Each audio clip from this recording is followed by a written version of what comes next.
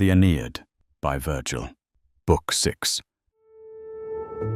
You're listening to Classics Made Clear, classic texts translated with accuracy and accessibility for today's listener. Please like, subscribe, leave a comment, and share these videos with your friends.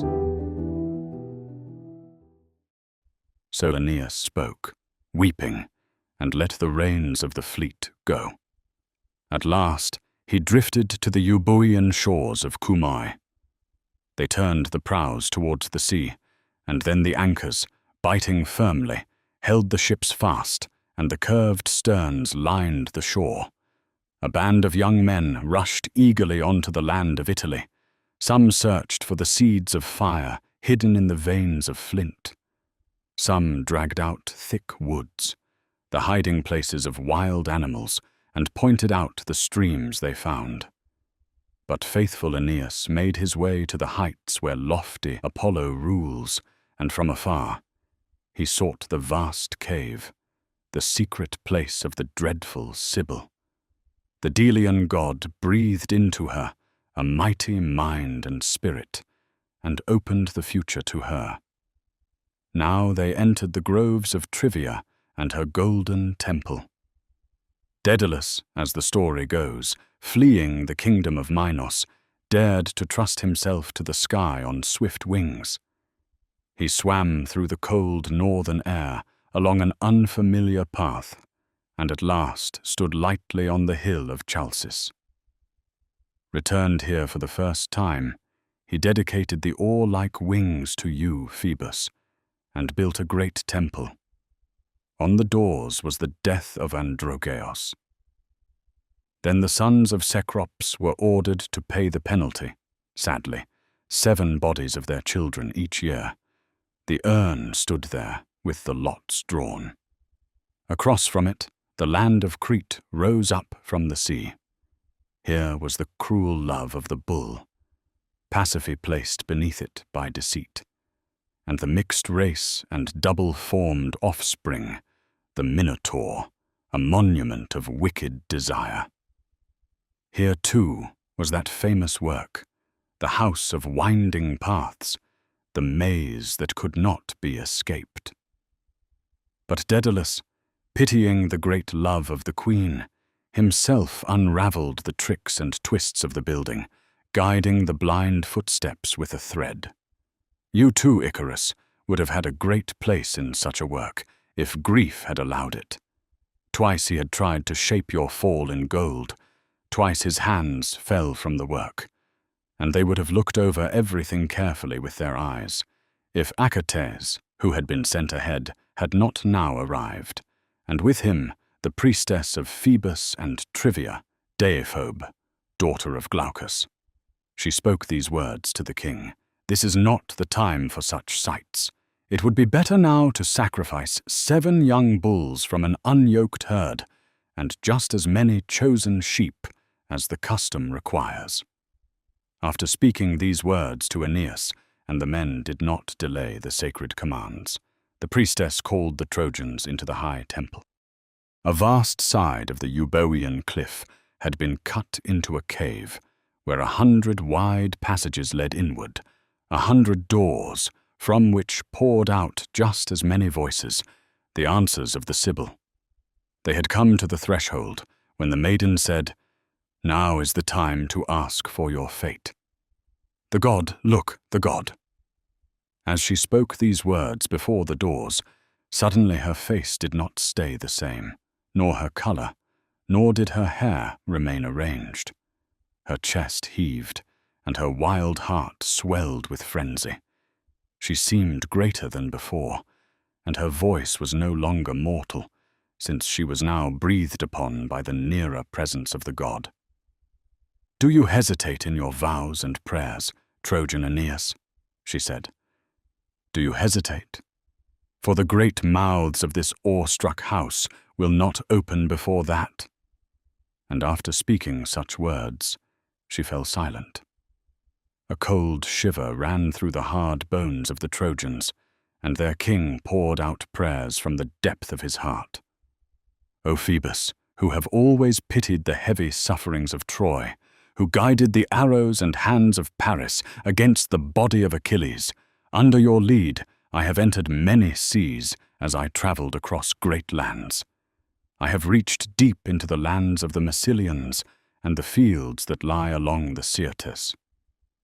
Now at last we have taken hold of the shores of Italy as it flees before us. Let Trojan fortune follow us only this far. You also, gods and goddesses, to whom Troy and the great glory of Dardania stood in the way, it is now right for you to spare the people of Pergamum. And you, most holy prophetess, who know what is to come, grant, I do not ask what is not owed, that my people may have a kingdom according to their fate, that the Trojans may settle in Latium, and the wandering gods and troubled powers of Troy may find rest.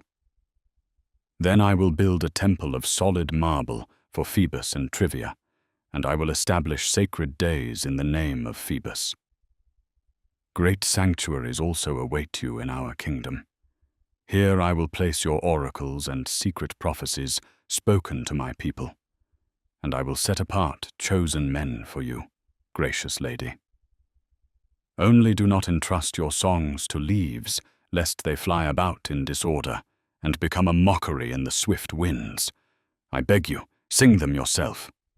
He finished speaking, but the prophetess, not yet submitting to Phoebus, raged wildly in the cave, trying if she could shake the great god from her chest. The more she struggled, the more he wore down her raging mouth, taming her wild heart and shaping her by his power. And now the 100 great doors of the house opened of their own accord, and carried the prophetess's answers through the air. O you, who have at last finished the great dangers of the sea. But greater trials await you on land. The sons of Dardanus will come into the kingdom of Lavinium. Put this worry out of your heart, but they will not rejoice to have come. I see wars, terrible wars, and the Tiber foaming with much blood. Neither the Simois, nor the Xanthus, nor the Greek camps will be lacking for you. Another Achilles has already been born in Latium, himself also the son of a goddess. Nor will Juno ever be absent from the Trojans. And when you are in need and humbled, what peoples of Italy, what cities will you not beg for help? The cause of so great an evil will again be a wife, a foreign bride for the Trojans, and once again a foreign marriage bed. Do not give in to your troubles, but go forward more boldly, as far as your fate allows. The first path to safety, which you least expect, will be opened by a Greek city. With such words spoken from her inner shrine, the Cumaean Sibyl sang out dreadful riddles and roared within the cave, wrapping truth in dark obscurity. Apollo shook the reins over her as she raged, and turned his goads beneath her chest. As soon as her frenzy passed and her wild mouth grew quiet, the hero Aeneas began. No face of hardship, O maiden, rises new or unexpected for me. I have already foreseen all things and worked through them in my mind. One thing I ask, since this place is said to be the gate of the king of the Underworld and the dark marsh where Acheron has overflowed, let it be granted that I may go to see my dear father face to face. Teach me the way and open the sacred doors.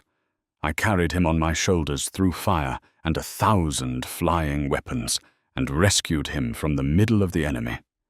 He followed my journey, endured all the seas with me, and bore all the threats of ocean and sky, though he was weak beyond the strength and lot of old age. In fact, he himself urged me, as I prayed, to come to you and approach your threshold. I beg you, gracious one, have pity on both son and father, for you can do all things, and Hecate did not set you over the groves of Avernus for nothing. If Orpheus was able to call back the spirits of his wife, trusting in his Thracian lyre and its singing strings, If Pollux redeemed his brother by dying in turn, and travels that path again and again, why should I speak of Theseus or great Hercules? I too am descended from highest Jupiter." With such words he prayed and held the altars when the prophetess began to speak. "Son of the blood of the gods, Trojan son of Anchises, the descent to Avernus, the entrance to the underworld, is easy. Night and day the gate of dark Dis, ruler of the underworld, stands open. But to retrace your steps and escape to the upper air, this is the task. This is the labor. A few, whom kindly Jupiter loved, or whom burning virtue lifted up to the heavens, born of the gods, have been able to do it. Woods cover everything in the middle, and Cocytus, sliding in its dark curve, surrounds it. But if such love fills your heart, if such desire drives you to cross the Stygian lakes twice and see black Tartarus twice, and if you delight in taking on this dangerous labor, then hear what must first be done. Hidden in a shadowy tree is a golden branch, both in its leaves and in its flexible stem, sacred to the underworld Juno. The whole grove covers it, and dark valleys enclose it in shade. But no one is allowed to enter the hidden places of the earth unless he first plucks the golden branch from the tree. Beautiful Proserpina has established this as her own gift to be brought to her. When the first branch is pulled away, another golden one does not fail to grow, and a second branch sprouts with the same metal leaves. So search carefully with your eyes, and when you find it, take it properly with your hand. For it will follow willingly and easily if the fates call you. Otherwise, no strength will be able to overcome it, nor will you be able to tear it away with hard iron.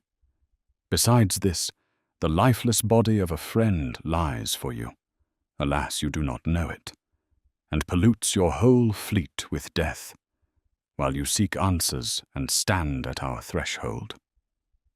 First carry him back to his resting place, and lay him in a tomb. Led black cattle, let these be your first offerings for atonement. Only then will you see the groves of the Styx and the realms that no living man may enter." She spoke, and fell silent, her mouth closed tight. Aeneas, his eyes fixed in a sad expression, went forward, leaving the cave, and turned over in his mind the dark outcomes before him. Faithful Achates went with him as a companion, and with equal care followed his steps. They talked much together in varied conversation, about which companion the prophetess had meant, what body she had said must be buried. And when they came, they saw Misenus lying on the dry shore, cut down by an unworthy death. Misenus, son of Aeolus, than whom no other was better at stirring men with the bronze trumpet and setting Mars aflame with song.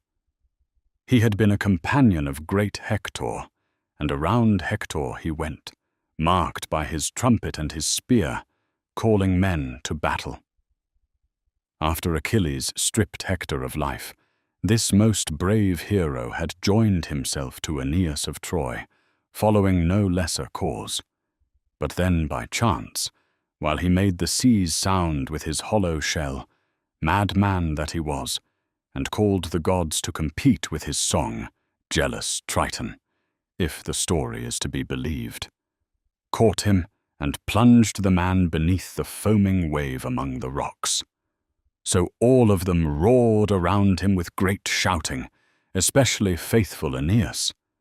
Then without delay, though weeping, they hurried to carry out the Sibyl's commands, and they strove to heap up an altar for the tomb with trees and raise it toward the sky.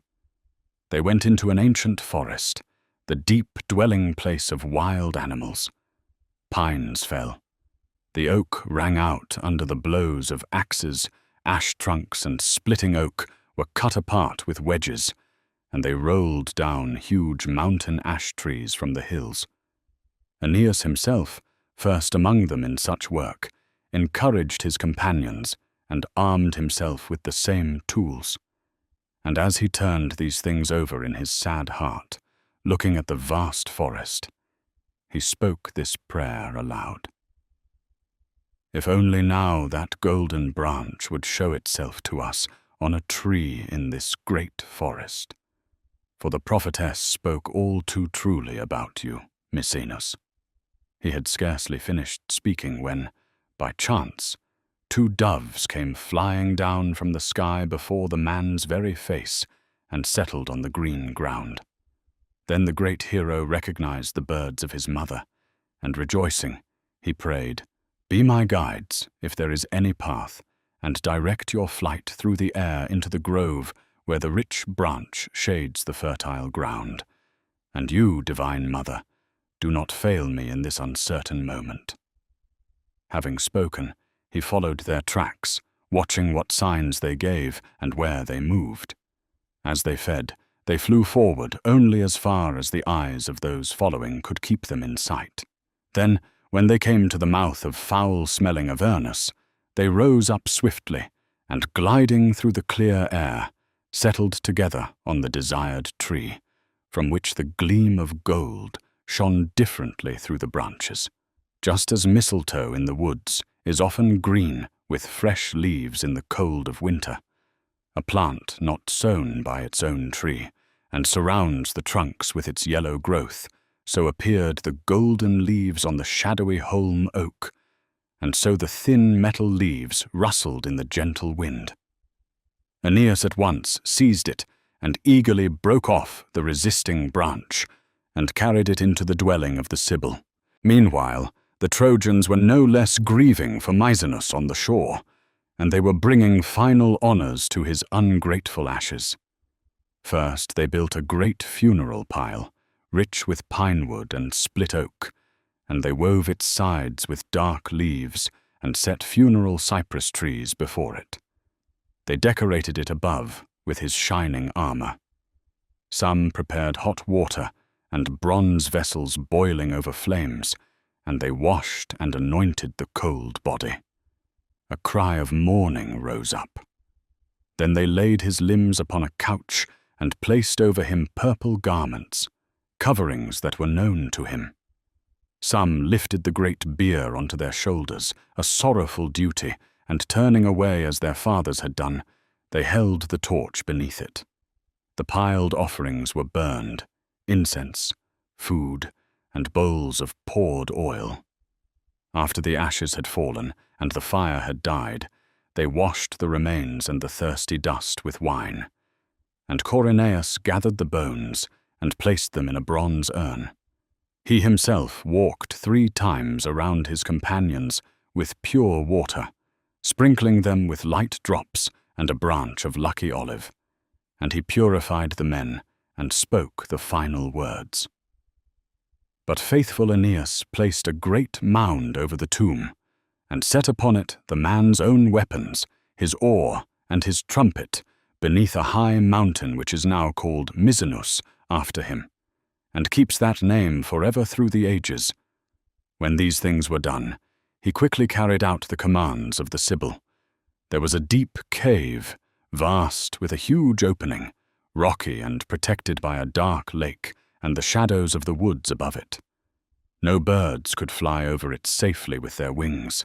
Such a breath poured out from its black jaws and rose up into the sky. For this reason, the Greeks called the place by the name Aornus, which means birdless. Here first the priestess set 4 black-backed bulls and poured wine over their foreheads.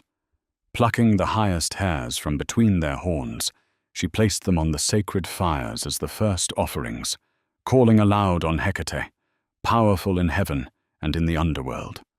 Others placed knives beneath the animals and caught the warm blood in bowls.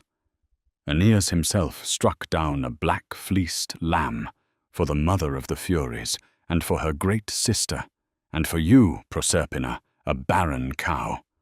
Then he began night sacrifices to the king of the Styx and laid whole bodies of bulls upon the flames, pouring rich oil over the burning entrails. And now, at the first light of the rising sun, the ground began to rumble beneath their feet, and the ridges of the forest started to move, and dogs seemed to howl through the shadows as the goddess approached.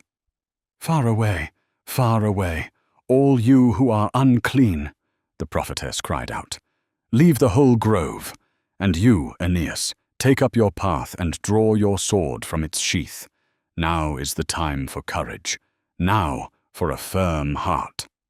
Having spoken these words, she rushed wildly into the open cave, and he matched her steps, following his guide without fear. O gods who hold power over souls, and you silent shades, and chaos and phlegethon, wide places that lie still in the night, may it be right for me to speak what I have heard. By your divine will, may I reveal things buried deep in the earth and sunk in darkness. They went on, dim shapes under the lonely night through the shadow, through the empty halls of Dis and his hollow kingdom, like a path in the woods under a faint and uncertain moon, when Jupiter has hidden the sky in shadow, and black night has taken colour from all things. Right at the entrance, in the first jaws of Orcus, grief and avenging cares had made their resting places. Pale diseases lived there, and sad old age, and fear, and gruel hunger, and shameful poverty, terrible forms to see. Death was there, and labour, and sleep, the brother of death, and the evil joys of the mind, and deadly war stood at the threshold opposite. There were the iron chambers of the Furies, and mad Discord, her snake-filled hair bound with bloody ribbons. In the middle, an ancient elm spread out its branches and shadowy arms, a huge tree, which people say dreams dwell in, clinging under every leaf. And besides these, there were many monsters of wild beasts in many forms. Centaurs stood at the entrance, and double-shaped Scyllas, and Briareus with his 100 hands, and the beast of Lerna hissing terribly, and the Chimera armed with flames, Gorgons and Harpies, and the shadow of a 3-bodied form. Here Aeneas, suddenly shaken with fear, seized his sword, and held out its drawn edge against what came toward him. And if his wise companion had not warned him that these were thin lives without bodies, drifting under hollow images, he would have rushed in and struck uselessly at the shadows with his sword. From here the road led to the waters of Acheron, the river of Tartarus. Here a muddy whirlpool, swirling with thick filth, boiled up and poured all its sand into Cocytus. A grim ferryman guarded these waters and rivers, Charon, terrible in his rough appearance. A mass of uncut white hair lay upon his chin. His eyes stood blazing like fire. A dirty cloak hung from his shoulders, tied in a knot. He himself pushed the boat with a pole and managed the sails, and carried bodies across in his dark-coloured skiff, now old, but his old age was harsh and strong like that of a god. Here the whole crowd rushed to the banks, poured out in a mass, mothers and men, the bodies of great-hearted heroes who had finished life, boys and unmarried girls, and young men laid on funeral pyres before the eyes of their parents. As many as the leaves that fall in the woods at the first chill of autumn, or as many birds that gather to the land from the deep sea when the cold season drives them across the ocean to warmer lands, so many stood there. They stood begging to cross first, stretching out their hands in longing for the farther shore. But the grim boatman now took some, now others, while he kept many far away, pushing them back from the sand. Aeneas, amazed and troubled by the confusion, said, "Tell me, O maiden, what does this gathering at the river mean? What do these souls seek? By what rule do some leave the banks, while others sweep the dark waters with their oars?" The aged priestess spoke to him briefly. "Son of Anchises, most certain offspring of the gods, you see the deep waters of Cocytus and the Stygian marsh, by whose power even the gods fear to swear falsely. All this crowd that you see is helpless and unburied. That one is the ferryman, Charon. Those whom the wave carries are the buried. They are not allowed to cross the dreadful banks and harsh streams until their bones have found rest in a grave. For 100 years they wander and fly about these shores. Only then, admitted at last, do they revisit the longed-for waters." The son of Anchises stopped and held his steps, thinking much and pitying their harsh fate in his heart. There he saw Leucaspis and Orontes, the leader of the Lycian fleet, sad and without the honor of burial, men whom the south wind had overwhelmed, as they were carried from Troy across the stormy seas, burying both ship and men in the waves. And now the helmsman Palinurus himself came forward, the one who, on the Libyan voyage, had recently fallen from the stern while watching the stars, and had been cast into the middle of the waves. When Aeneas at last recognized him, sorrowful in the deep shadow, he spoke first. "Palinurus, which of the gods took you from us and drowned you in the middle of the sea? Tell me." For Apollo, who had never been found false to me before, deceived my mind with this one answer. He said you would be safe on the sea and would reach the lands of Italy. Is this how his promise has been kept? But Palinurus replied, "The oracle of Phoebus did not deceive you, son of Anchises, nor did any god drown me in the sea. For by chance the steering oar, to which I clung as its guardian, and by which I guided our course, was torn away with great force, and as it fell, I was dragged along with it. I swear by the rough seas, I did not feel such fear for myself as I feared that your ship, stripped of its helm and thrown from its master, might fail amid such rising waves. For 3 nights the south wind drove me through the vast sea in stormy darkness. On the 4th day, lifted high on a wave, I barely caught sight of Italy. Little by little I swam toward land. I had almost reached safety when a cruel people attacked me as I struggled ashore, weighed down with my wet clothes, and grasped the rough heights of the shore with hooked hands. They fell upon me with weapons, thinking I was prey. Now the waves hold me, and the winds toss me along the shore. So I beg you, by the pleasant light of heaven and the air, by your father, and by the hopes of young Iülus, save me from these troubles, unconquered one. Either throw earth upon me, for you can, and seek out the harbor of Velia. Or, if there is some way, if your divine mother has shown you a path, for surely you do not prepare to cross such great rivers and the Stygian marsh without the will of the gods. Give me your hand in my misery, and take me with you across the waters, so that at least in death I may rest in peaceful places." He had just finished speaking when the prophetess began to reply. "Palinurus, where does this dreadful desire come from? Will you, unburied, look upon the waters of the Styx and the harsh river of the Furies, or approach the shore without permission?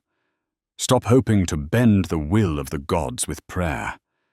But remember what I say, as comfort for your hard fate. For the people of nearby lands, driven by divine signs throughout their cities, far and wide, will honor your bones and make atonement. They will build a tomb and offer yearly rites upon it, and the place will bear the name of Palinurus forever." With these words his cares were eased, and his sorrow was driven from his sad heart for a time. He rejoiced in the land that would bear his name. So they carried out the journey they had begun, and came near the river.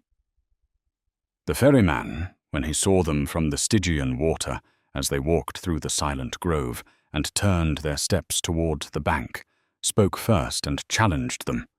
"Whoever you are, armed, who come to our river, tell me now from there why you have come, and stop your steps. This is the place of shadows, of sleep and night's rest. It is wrong to carry living bodies in a Stygian boat. Nor, indeed, was I pleased to receive Alcides when he came to the lake, nor Theseus and Piritaus, though they were born of gods and unconquered in strength. He tried to seize the guardian of Tartarus and put him in chains, dragging him trembling from the throne of the king himself. Those others tried to carry off the queen of Dis from her chamber. In answer, the prophetess of Apollo spoke briefly. There are no such plots here. Stop your agitation. These weapons bring no force. The great gatekeeper in the cave may bark forever and terrify the bloodless shades, and chaste Proserpina may guard her uncle's threshold. The Trojan Aeneas, distinguished in piety and in arms, comes down to the deep shadows of Erebus to his father. If the image of such devotion moves you not, then at least recognize this branch." She revealed the branch, which had been hidden in her clothing. At once his swelling anger fell away. He said no more. Wondering at the sacred gift of the fated branch, seen again after so long, he turned his dark blue boat and came near the shore. Then he drove off the other souls who were sitting along the long ridges and cleared the benches. At the same time, he took the great Aeneas into the hollow boat. The stitched boat groaned under the weight and took in much muddy water through its cracks. At last he carried both man and prophetess safely across the river and set them down on the far bank, in shapeless mud and grey-green reeds. Here, huge Cerberus made these realms ring with his triple-throated barking, lying stretched out in the cave before them. When the prophetess saw his necks already bristling with snakes, she threw him a cake soaked with honey and drugged with herbs. Driven by savage hunger, he opened his 3 throats wide and snatched the offering. Then his monstrous body loosened and collapsed to the ground, and he lay stretched across the whole cave. With the guardian laid low, Aeneas seized the entrance and quickly passed beyond the bank of the river, from which none return. At once voices were heard, loud cries and weeping, the souls of infants crying at the very entrance, those whom black day had taken away, robbed of sweet life and snatched from the breast, and had buried in a bitter death. Next to them were those condemned to death by false accusation. Yet these places were not given without judgment or without a judge. Minos, the examiner, shook the urn, called a council of the silent dead, and learned their lives and crimes. Nearby were the sad places held by those who, though innocent, brought death upon themselves by their own hand, and, hating the light, cast away their lives. How they would now wish to endure poverty and hard labor in the upper air. But divine law stands in the way, and the gloomy marsh of hateful water binds them, and the Styx, flowing between them 9 times, holds them back. Not far from here, spread out in every direction, were shown the fields of mourning, as they call them. Here those whom harsh love had consumed with cruel suffering hid themselves in secret paths, and a myrtle forest covered them all around. Their troubles did not leave them even in death. In these places he saw Phaedra and Procris, and Saderyphale, showing the wounds inflicted by her cruel son, and Evadna and Pasiphae. Laodamia went with them, and Caeneus, once a young man, now a woman, changed again by fate back into his former shape. Among them, Phoenician Dido, fresh from her wound, wandered in the great forest.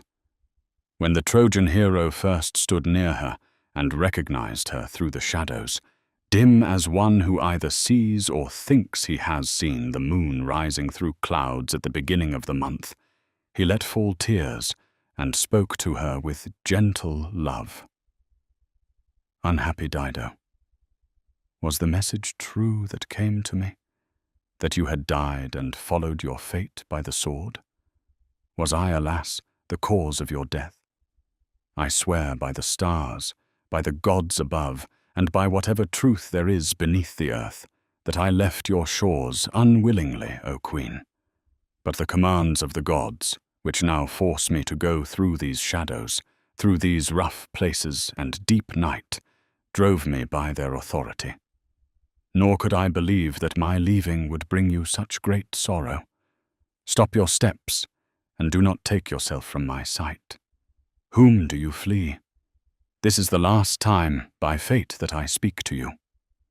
With such words, Aeneas tried to soothe her burning heart and her fierce gaze, and he stirred tears. But she turned away, kept her eyes fixed on the ground, and her face was no more moved by his words than if she were hard flint or a rock of Marpesus. At last she tore herself away and fled in anger into the shadowy forest, where her former husband answered her cares and matched her love, Sychaeus. No less, Aeneas, shaken by the unfair fate, followed her from afar with tears and pitied her as she went. From there he continued on the path that had been given, and now they had reached the outer fields, which the famous warriors gather in, set apart for those known in war. Here he met Tydeus, and here Parthenopaeus, famous in arms, and the pale ghost of Adrastus.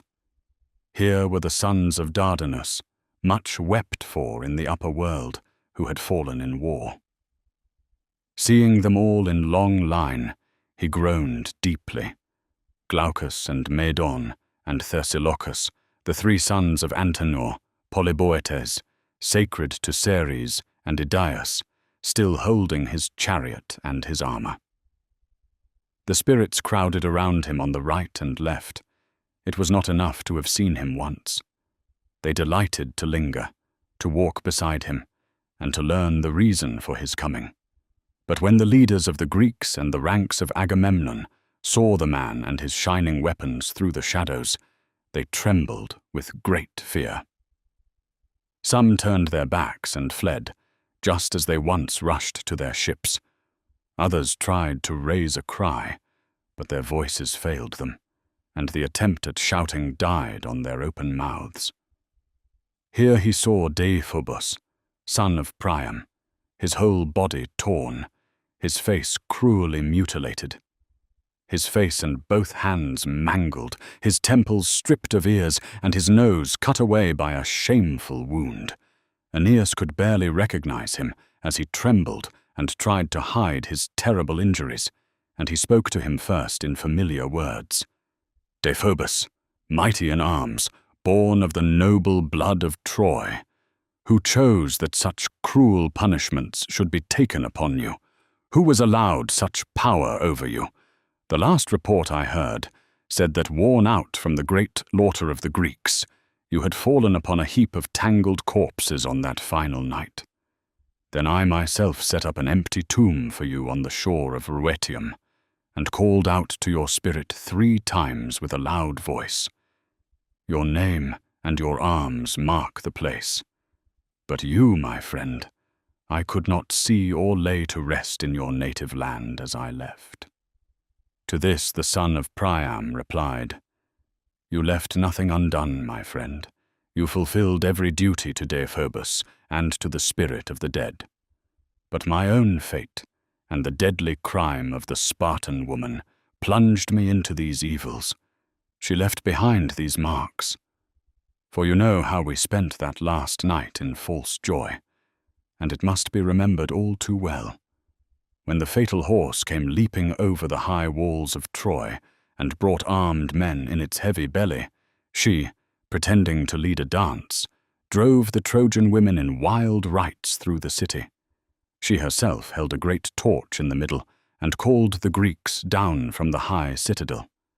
Then the unlucky marriage chamber held me, worn out with care and heavy with sleep, and deep rest came over me, sweet and like the peace of death.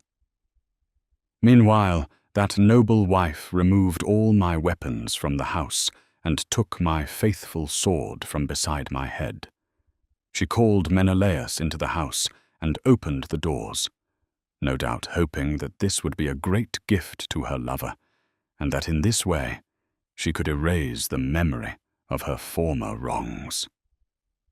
Why delay? They burst into the chamber, and with them came the son of Aeolus, urging on the crime.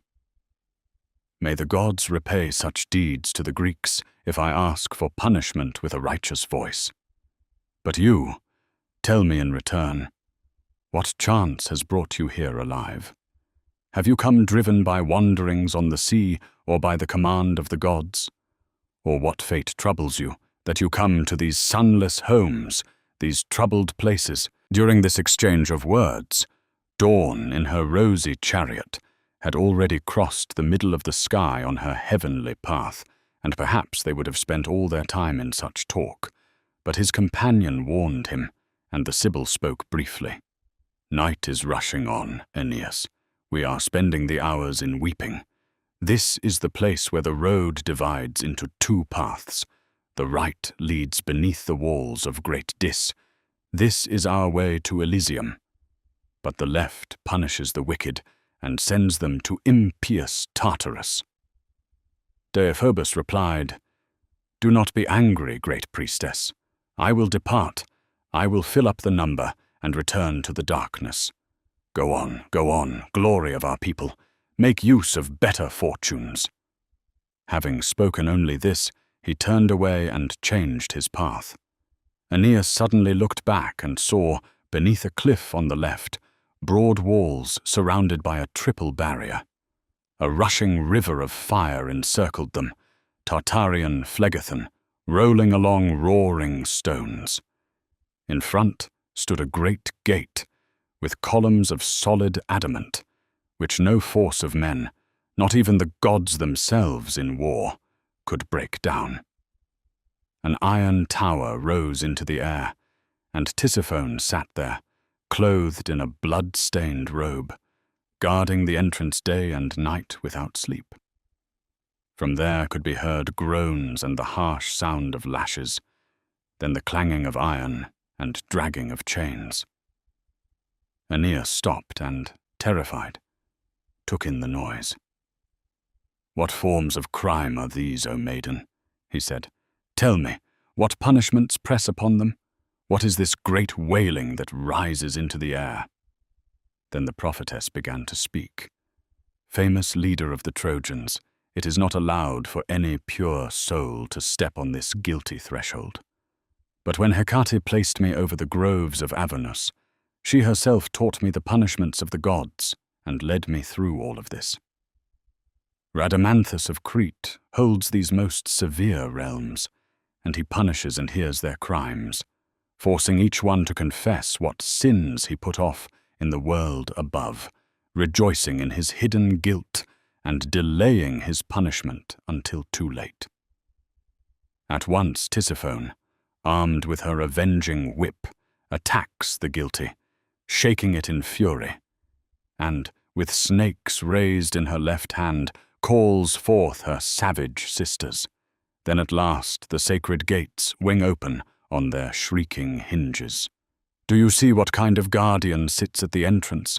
What form keeps watch at the threshold? Within, a monstrous hydra with 50 black gaping mouths has its dwelling. Then Tartarus itself falls steeply down, stretching twice as deep into the shadows as the height of Olympus reaches into the sky. Here the ancient race of earth, the Titan brood, struck down by lightning, are tossed in the deep abyss. Here too I saw the twin sons of Aloeus, their huge bodies, who tried to tear apart the great sky with their hands and to cast Jupiter from his throne. I also saw Salmoneus, suffering cruel punishment, because he imitated the lightning of Jupiter and the thunder of Olympus. Riding in a chariot drawn by 4 horses and shaking a torch, he went proudly through the Greek lands and the city of Elis, demanding honor as a god. Madman who tried to imitate storms and lightning, things that cannot be copied, with bronze and the pounding of horses' hooves. But the Almighty Father hurled a thunderbolt from the thick clouds, not torches or smoky flames, and drove him headlong down in a mighty whirlwind. There too was Tityos, child of earth, whose body stretched across 9 acres, while a huge vulture with a hooked beak tore at his immortal liver and fed on his ever-growing flesh, living beneath his chest and giving no rest to his organs as they grew back again. Why should I speak of the Lapiths, of Ixion, and Pirithous? Over them hangs a great dark rock, ready at any moment to fall, seeming always about to drop. Golden couches shine beneath lofty banquet halls, and feasts are set before them in royal luxury. But the greatest of the Furies lies nearby, and forbids them to touch the tables, rising up with a torch and thundering aloud. Here are those who, while they lived, hated their brothers, or struck their father, or deceived a client who trusted them, or hoarded wealth for themselves alone, and gave none to their own people. This is the largest group. And those who were killed for adultery, and those who followed wicked arms, and did not fear to betray their master's right hands. All are shut in here, and await their punishment. Do not ask to be taught what punishment, or what form, or what fate has overwhelmed them. Some roll huge stones, others hang stretched out on the spokes of wheels. Unhappy Theseus sits and will sit forever. And Phlegyas, most miserable of all, warns everyone and cries out in a loud voice through the shadows, "Learn justice from this warning, and do not despise the gods." One sold his country for gold and set up a powerful master. He made laws for a price and took them away again. Another broke into his daughter's bed and committed forbidden marriage. All dared terrible crimes and achieved what they dared. Even if I had 100 tongues and 100 mouths and a voice of iron, I could not tell all the forms of their crimes or run through all the names of their punishments. After the aged priestess of Phoebus spoke these words, she said, "But come now, take the path and complete the task you have begun. Let us hurry. I see the walls forged in the furnaces of the Cyclopes, and the gates with their arch before us. This is where we are commanded to lay down our offerings." She spoke, and together they went on through the dark paths, quickly crossing the middle ground and approaching the doors. Aeneas took hold of the entrance, sprinkled his body with fresh water, and fixed the branch in the doorway before him. When all this had been done, and the offering to the goddess completed, they came to joyful places and pleasant green fields, the homes of the blessed. Here the air was wider, and clothed the fields with shining light, and they knew their own sun and their own stars. Some exercised their bodies in grassy wrestling grounds, competing in sport and wrestling on the golden sand. Others beat out dances with their feet and sang songs. The Thracian priest, dressed in a long robe, played music, setting the 7 notes in order, now striking them with his fingers, now with an ivory pick. Here was the ancient race of Teucer, the most beautiful offspring, great-hearted heroes born in better times. Ilus and Assaracus, and Dardanus, the founder of Troy. Aeneas looked with wonder at the weapons and chariots of the men, lying unused at a distance. Spears stood fixed in the ground, and horses wandered freely, grazing across the fields. The same love for chariots and arms that they had in life, the same care for feeding their shining horses, followed them even after they were laid in the earth. And now he saw others to the right and left, lying on the grass, feasting, and singing a joyful song in chorus among a fragrant grove of laurel, from where the great river Eridanus flowed through the forest above.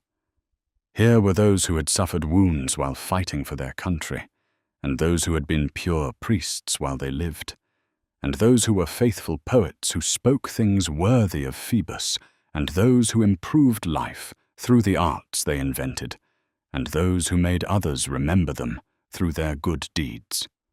All of these had their brows bound with white bands. The Sibyl spoke to them, addressing Musaeus before all others, for a great crowd stood around him and looked up to him as he rose above the rest. "Tell us, blessed spirits, and you, best of poets, what region holds Anchises? Where is he? It is for him that we have come, and we have crossed the great rivers of Erebus." And he answered her briefly, "No one has a fixed home. We live in shady groves and dwell on grassy riverbanks and fresh meadows. But you, if your heart desires it, cross over this ridge, and I will set you on an easy path." He spoke and went ahead, showing them the shining fields from above. Then they left the high hilltops behind. But Father Anchises, deep within a green valley, was looking over the souls shut in there, those who were to go up to the light above. He studied them with care, going over the whole number of his people, his dear descendants, their fates and fortunes, their character and deeds. And when he saw Aeneas coming towards him across the grass, he eagerly stretched out both hands. Tears streamed down his cheeks, and his voice broke from his mouth. "You have come at last. Has your devotion, long awaited by your father, overcome the hard journey? Am I allowed to look upon your face, my son, and hear and speak familiar words? Yes, I thought this in my heart, and believed it would happen, counting the days, and my care has not deceived me. From what lands and across what great seas do I receive you? How many dangers have tossed you, my son? How I feared that the lands of Libya might harm you." But Aeneas replied, "Your image, father, your sad image, appearing to me again and again, drove me to reach this place. My ships stand on the Tyrrhenian Sea. Grant me to join hands with you. Grant it, father, and do not pull yourself away from my embrace." As he spoke, he wet his face with a flood of tears. 3 times there he tried to throw his arms around his father's neck. 3 times the image, grasped in vain, slipped from his hands, like light winds, almost like a fleeting dream. Meanwhile, Aeneas saw in a hidden valley a secluded grove and rustling shrubs, and the river Lethe, which flowed past the peaceful homes. Around it, countless peoples and nations were moving, just as bees in a meadow on a calm summer day settle on many-colored flowers and gather around bright lilies, so the whole field hummed with sound. Aeneas shuddered at the sight, startled, and asked the reason, not knowing what these rivers were or who the men were that filled the banks in such a crowd. Then Father Anchises said, "These are the souls to whom by fate second bodies are owed. At the wave of the river Lethe they drink in safety its waters and deep forgetfulness. I have long desired to tell you about these and show them to you face to face, and to count this offspring of mine, so that you may rejoice more with me in the discovery of Italy." "O Father," he said, "should we believe that some souls rise from here to the upper air and return again to slow bodies? What terrible desire for the light drives these poor souls?" "I will tell you," Anchises replied, "and will not keep you in suspense, my son." And he began to explain each thing in order. "In the beginning a spirit within nourishes the sky and the earth, the flowing plains, the shining globe of the moon, and the stars of Titan.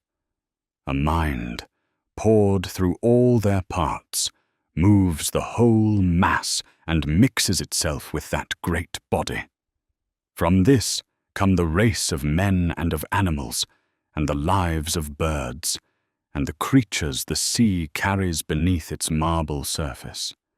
In them there is a fiery force and a heavenly origin in their seeds, so far as harmful bodies do not weigh them down, and earthly limbs dull them, and dying flesh weakens them. From this come fear and desire, sorrow and joy, and they do not see the clear air, shut up in darkness and a blind prison. And even when life has left them at the last light, still not all evil leaves these poor souls, nor do all bodily stains fully depart. It is necessary that many things, long hardened within them, grow deep in strange ways.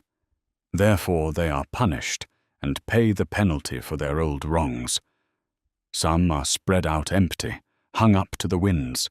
For others, the stain of guilt is washed away under a vast flood or burned out by fire.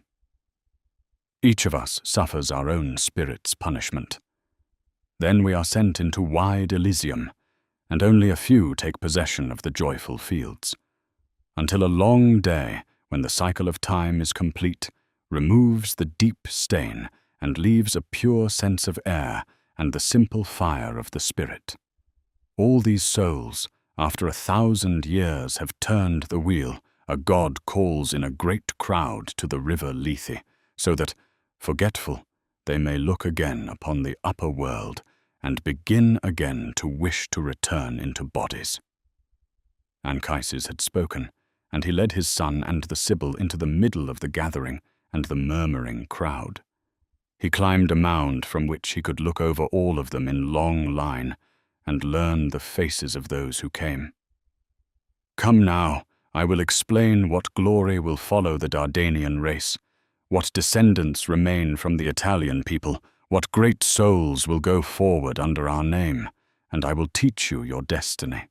That youth, you see, leaning on a pure spear, holds the nearest place by fate to the light. He will be the first to rise into the upper air, mixed with Italian blood. Silvius, an Alban name, your last-born offspring, whom your wife Lavinia will bear to you late in your old age in the woods, a king and father of kings, from whom our line will rule Alba Longa. Next is Procas, the glory of the Trojan race, and Capys, and Numitor, and he who will bear your name again. Silvius Aeneas, equal to you in devotion or in arms, if ever he receives Alba to rule. What young men these are! See what strength they show, and how they wear the civic oak upon their brows. These will build for you Nomentum, Gabii, and the city of Fidenae. These will place strongholds on the hills of Colatia, Pometii, the fort of Inuus, Bola, and Cora. These names will exist then. Now they are lands without names. Yes, and even Romulus, son of Mars, will join himself as your companion, whom his mother, Ilia, of the blood of Assaracus, will raise. Do you see how the twin crests stand upon his head, and how his father now marks him with divine honor? Look, under his leadership that famous Rome will match its power with the earth, and its spirit with Olympus, and will surround itself with 7 hills in a single wall, blessed in its race of men. Like the Berecintian mother, who rides in her chariot through the cities of Phrygia, crowned with towers, rejoicing in her divine children, embracing 100 descendants, all dwellers in heaven, all holding the heights above. Now turn your eyes here and look upon this people, your Romans. Here is Caesar and all the line of Iulus, who will come beneath the great sky. This is the man.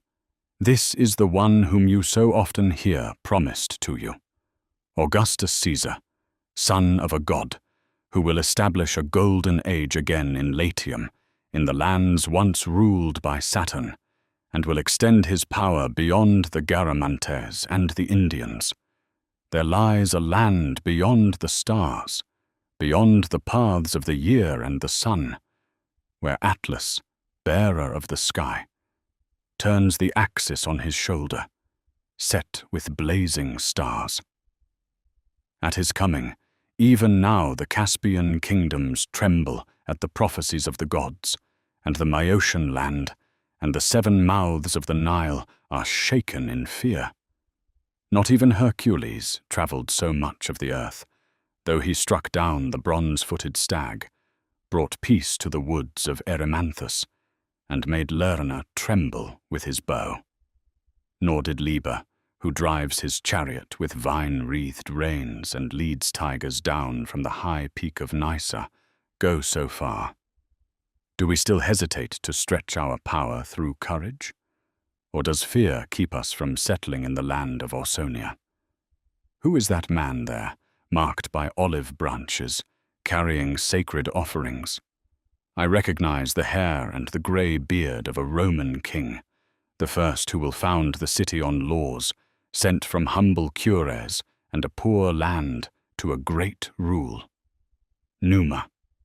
After him will come Tullus, who will break the peace of his country and stir idle men into war and armies long unused to triumphs. Next to him follows Ancus, more proud, even now delighting too much in the favour of the people. Do you wish to see the Tarquin kings and the proud spirit of avenging Brutus and the fasces restored? He will be the first to receive the power of a consul and the cruel axes, and as a father he will call his sons to punishment when they raise new wars for the sake of beautiful freedom. Unhappy man. However later generations may judge these deeds, love of country and a great desire for honor will overcome him. Look there also at the Daci, the Drusi, and stern Torquatus with his axe, and Camillus bringing back the standards. And those two, whom you see shining in equal armor, now united in spirit while night holds them. Alas, how great a war they will raise against each other if they reach the light of life. What battle lines and slaughter they will bring. The father-in-law will descend from the Alpine heights and the fortress of Monaco. The son-in-law will march against him from the east. Do not, my sons, grow used to such great wars, and do not turn your strong power against the heart of your own country. And you first, yes, you, who draw your line from Olympus, throw down your weapons, my own blood. That man there, having conquered Corinth, will drive his chariot up to the high capital as a victor, marked by the slaughter of the Greeks. He will overthrow Argos and Mycenae, the cities of Agamemnon, and even the descendant of Aeacus, the line of mighty Achilles, avenging his Trojan ancestors and the temples of Minerva that were violated.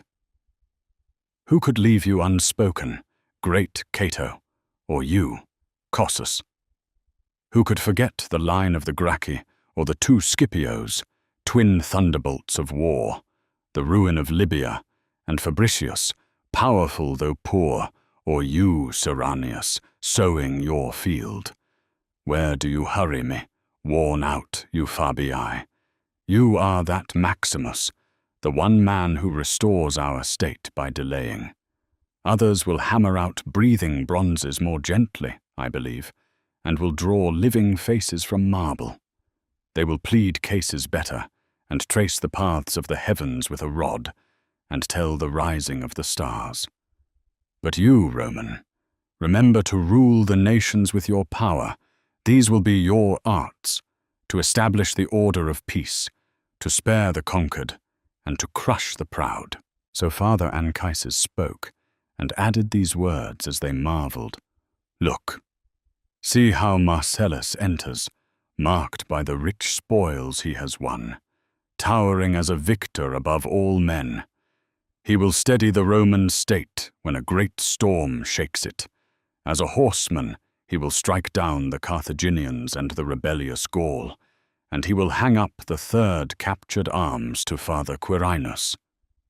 Then Aeneas said, for he saw walking beside him a young man of striking beauty and shining armor, but with little joy on his face and his eyes cast downward. "Who is that, father, who walks as his companion? Is he a son or some descendant from a great line? What a crowd of followers around him! What greatness in him! But a dark night circles his head with a shadow of sorrow." Then Father Anchises, as tears began to rise, said, "My son, do not ask about the great grief of your people. Fate will show him to the earth only for a short time, and will not allow him to remain. Too powerful would the Roman race have seemed to you, gods above, if these gifts had been lasting. What groans of men will he bring to the great city of Mars? What funerals will you see, Tiber, when you glide past his fresh tomb? No boy of the Trojan race will raise such hope among the Latin ancestors, nor will the land of Romulus ever boast so greatly in any child. Alas for his devotion, alas for his ancient honor, and his hand unconquered in war. No one would have faced him safely in battle, whether he advanced on foot against the enemy, or drove his spurs into the flanks of his foaming horse. Alas, poor boy, if only you could overcome your cruel fate, you would become the Marcellus you were meant to be. Give me lilies in full hands. I will scatter purple flowers, and at least heap these gifts upon the spirit of my descendant, and perform this empty duty." So they wandered through the whole region, moving everywhere across the broad, airy fields, and viewing all things. After Anchises had led his son through each part, and had set his heart on fire with love for the glory to come, he then told the man of the wars he would wage, and taught him about the peoples of Laurentum and the city of Latinus, and how he should both avoid and endure each hardship. There are 2 gates of sleep. One, they say, is made of horn, through which a true passage is given for true shades. The other shines, made of polished ivory, but through it the spirits send false dreams up to the sky. After Anchises had accompanied his son and the Sibyl with these words, he sent them out through the ivory gate. Aeneas then cut his way back to the ships and returned to his companions. Then he made his way along the straight shore to the harbor of Caieta. The anchor was cast from the prow, and the ship stood along the shore. You're listening to Classics Made Clear, classic texts translated with accuracy and accessibility for today's listener. Please like, subscribe, leave a comment, and share these videos with your friends.